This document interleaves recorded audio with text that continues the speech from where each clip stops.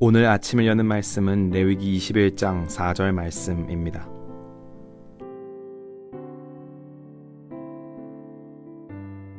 제사장은 그의 백성의 어른인즉 자신을 더럽혀 속되게 하지 말지니라. 레위기 21장 말씀은 장례와 결혼에 대해서 대제사장과 제사장이 지켜야 할 성결 규례들을 소개하고 있습니다. 오늘 대제사장과 제사장의 성결 규례를 통해 하나님이 주시는 은혜를 깨달아 알고자 합니다. 하나님께서 제사장에게 먼저 말씀하신 것은 죽은 자를 만져서 자신을 더럽히지 말라는 것이었습니다. 이유는 죽음이라는 것은 생명의 대척점에 있는 중대한 부정의 근원이기 때문입니다.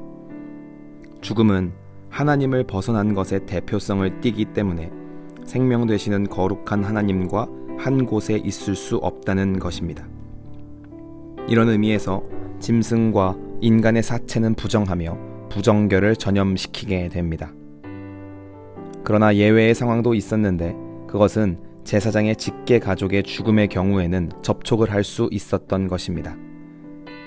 하나님께서 가족이라는 공동체를 굉장히 중요하게 여기신다는 것을 말해주고 있습니다.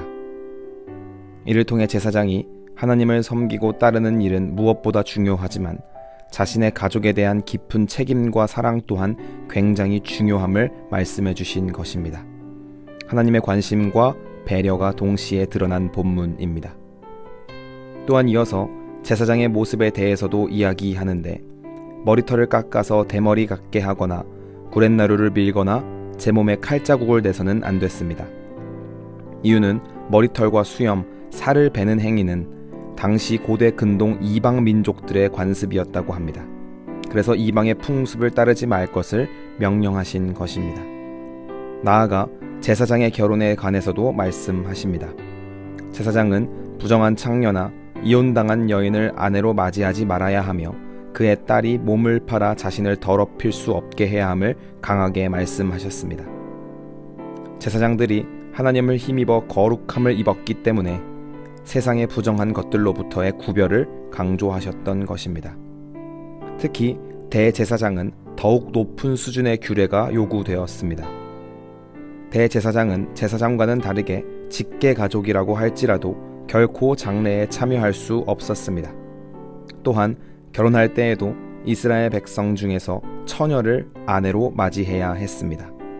민족을 대표하는 대제사장은 더욱 높은 거룩성을 유지하길 원하셨던 것입니다.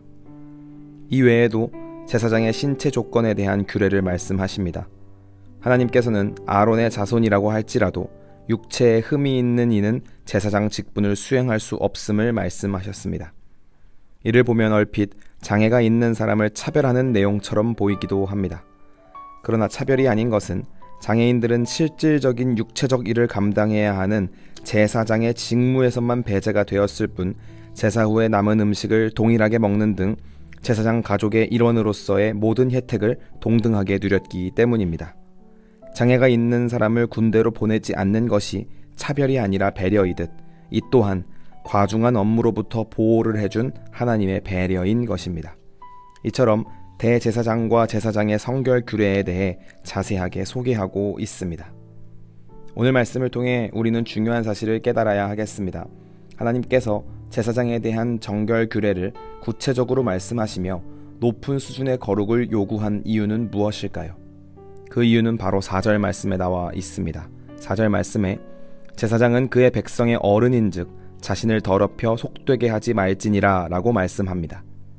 제사장은 이스라엘 백성들의 어른이기 때문에 거룩함의 본이 되어야 한다는 것이었습니다. 하나님과 백성들을 연결해주는 역할을 맡은 자들이 정결함의 기준이 되고 본이 되어 성실하고 거룩하게 제사장 직분을 감당하게 하는 것이 하나님의 의도였습니다. 하나님의 임재를 가장 먼저 경험하는 복을 누린 자가 져야 할 책임이었던 것입니다. 오늘날 우리와 하나님을 연결해 주시는 대제사장은 십자가에서 희생당하신 예수 그리스도입니다.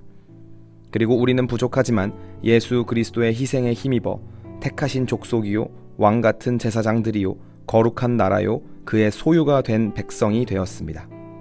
그렇기 때문에 성도로 살아가는 동안 제사장과 같은 책임을 지고 있음을 기억해야 하겠습니다.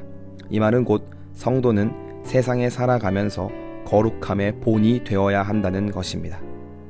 거룩함의 원어적 의미는 구별되다는 의미를 지니고 있습니다.